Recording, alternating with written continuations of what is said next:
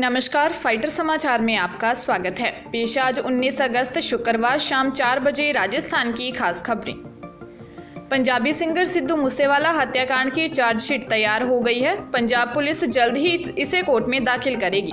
इस चार्जशीट में पुलिस ने मास्टरमाइंड और शार्प शूटर्स मिलाकर 15 आरोपियों के नाम दिए हैं। इसके अलावा 40 गवाहों के बयान दर्ज हैं। इसके अलावा कई जगहों की सीसीटीवी फुटेज भी सबूत के तौर पर लगाई गई है।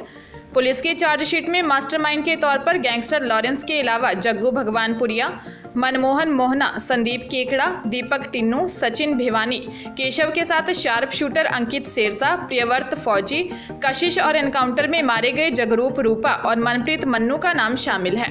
मानसा के जवाहर के में 29 मई को मूसेवाला की थार जीप में गोलियां मारकर हत्या कर दी गई थी, जिसकी जिम्मेदारी लॉरेंस गैंग के कनाडा बैठे गैंगस्टर गोल्डी बराड़ ने ली थी। भीलवाड़ा जिले के आजाद नगर के रहने वाले 39 वर्षीय अंकित अग्रवाल, पत्नी 36 वर्षीय राखी अग्रवाल और उनके 12 वर्षीय बेटे प्रथम अग्रवाल ड्राइवर 22 वर्षीय कयूम हिमाचल घूमने गए थे। चारों कार में सुबह जयपुर आ रहे थे और अजमेर के विजयनगर के पास हादसा हो गया और सभी की मौत हो गई। बेटे, बहू और पोते की मौत की खबर से परिवार बेसुध हो गया। बेटे की मौत से पिता का रो रो कर बुरा हाल हो गया।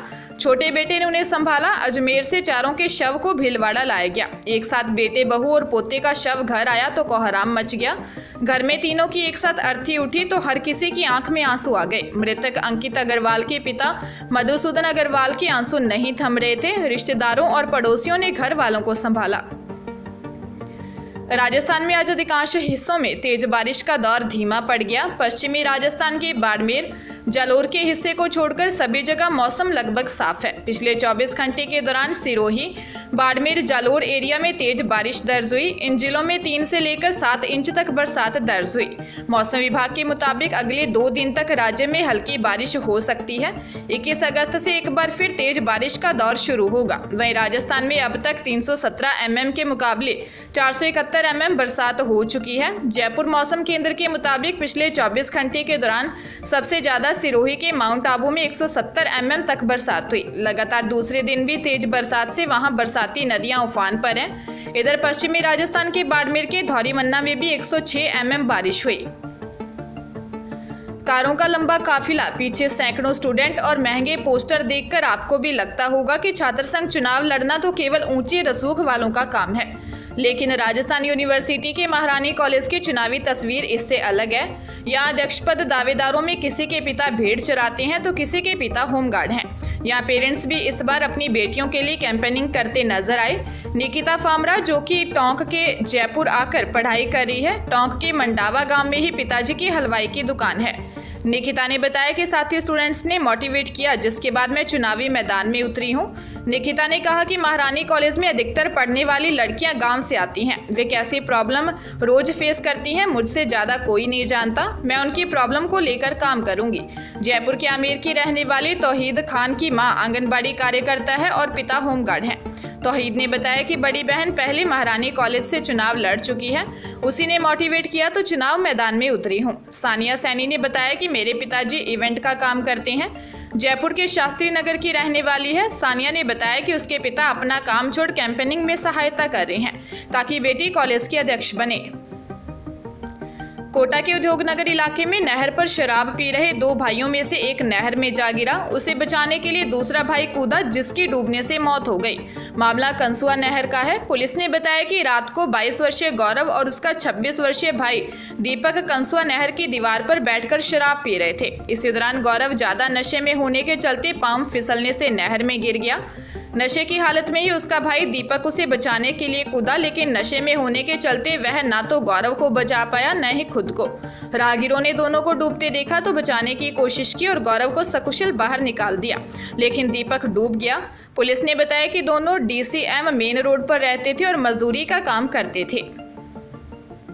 अलवर के भरतपुर कामा निवासी स्क्रैप बिजनेसमैन हकमुद्दीन के साथ 19,50,000 की लूट करने वाला कोई और नहीं बल्कि उसी के साले जफरू का बेटा अल्ताफ था। हकमुद्दीन से उस वक्त लूट हुई जब वह अपने एक अन्य साले हारून के साथ जमीन की रजिस्ट्री के लिए रकम लेकर बाइक से मालाखेड़ा गांव जाने निकला था। SP तेजस्विनी गौतम ने बताया कि हकमुद्दीन भरतपुर के कामा में रहता है। अलवर में उसने ज़मीन खरीदी थी। लिवारी गांव में उसके साले रहते थे। हकमुद्दीन साले हारून के साथ घर में रुका था। घर में हारून के भाई जफरू का बेटा अल्ताफ रहता था। घर में इतने रुपए देकर अल्ताफ की नीयत खराब हो गई। उसने हिस्ट्री शीटर दोस्त संदीप के साथ मिलकर लूट की साजिश रची और 5 स्थानीय बदमाशों का सहारा लिया। जसविंदर उर्फ जस्सी, जसविंदर उर्फ संदीप, भगड़ उर्फ मैक्स व संदीप उर्फ मिन्ना के खिलाफ मामले दर्ज हैं। अलवर सदर थाना पुलिस ने 19,41,000 रुपये बरामद कर लिए। झालावाड़ के झालरापाटन में बाइक फिसलने से 20 साल के युवक की मौत हो गई।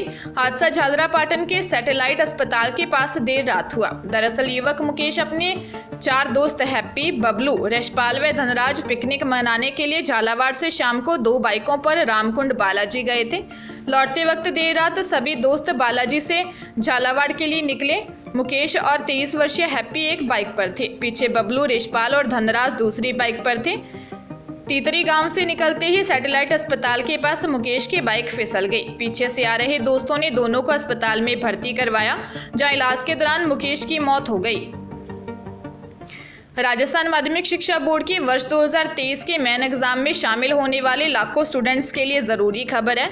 एग्जाम में शामिल होने के लिए ऑनलाइन आवेदन प्रक्रिया आज से शुरू हो गई। इस प्रक्रिया के लिए सामान्य परीक्षा शुल्क के साथ 9 सितंबर तक आवेदन किया जा सकेगा। एक अतिरिक्त परीक्षा शुल्क के साथ 19 सितंबर तक आवेदन स्वीकार किए जाएंगे। साल 2023 की परीक्षाओं के लिए परीक्षा शुल्क में कोई वृद्धि नहीं की गई है। बोर्ड की सचिव मेघना चौधरी ने बताया कि स्कूलों द्वारा बोर्ड की वेबसाइट पर लॉगिन करके आवेदन पत्र भरे जा सकेंगे। रेगुलर स्टूडेंट, स्कूल और सेल्फ स्टडी करने वाले परीक्षार्थी पास अग्रेशन अधिकारी के माध्यम से ही आवेदन पत्र भिजवा सकेंगे। परीक्षार्थी स्वयं के बैंक के माध्यम से आवेदन पत्र अग्रेषित नहीं करवा सकेंगे। श्रीगंगानगर जिले के केसरी सिंहपुर कस्बे में करीब 4 दिन पहले कुछ परिवार से सोने चांदी के गहने और बर्तन लेकर फरार हुई 4 महिलाओं को पुलिस ने गिरफ्तार कर लिया। ये महिलाएं रायसिंह नगर में झुग्गी झोंपड़ियों में रहती हैं, जो कपड़ों के बदले बर्तन बेचने के लिए इलाके के गांवों कस्बों में जाती और घरों की महिलाओं को झांसे में ले लेती। खुद की एक कंपनी में जान पहचान बताकर महिला को गहनों के डिजाइन देखने के बदले कंपनी से 10,000 रुपये प्रति गहना दिलाने का झांसा देती और बाद में रुमाल में डाली बेहोशी की दवा से उसे बेहोश कर देती तथा गहने लेकर फरार हो जाती। पुलिस ने बिहार निवासी 50 वर्षीय सविता देवी, झारखंड निवासी 45 वर्षीय लक्ष्मी और बिहार निवासी 28 वर्षीय बिंदिया को गिरफ्तार किया है।